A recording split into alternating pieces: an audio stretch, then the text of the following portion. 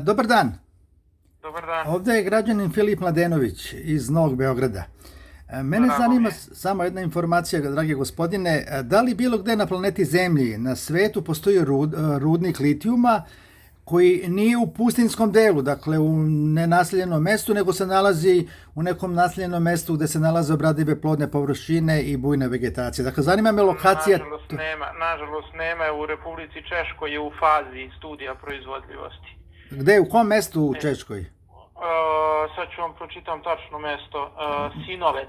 Sinovec. Sinovec, kako ga izgovaraju. Da. Aha, sad ću pogledati na internetu. Znači, u tom mjestu se i dalje vrši istraživanja, znači... Jeste, a i reći, sad ću da vam kažem ime firme. European Metal Holding. Znači, to je jedino mjesto na svetu gdje se rudnik, odnosno gdje se vrše pripreme za otvaranje rudnika litijuma u naseljenom mjestu. Tu ima i Zero Carbon u Nemačkoj. 35 km od Drezdena. Da, ali tamo se ne vadi ruda, nego se tamo iz termalnih izvora... tamo imaju plan da rade podzemnu eksploataciju, da znam. A i tamo, znači u oba mesta, i u Nemačkoj i u Češkoj, su samo još uvijek pripreme.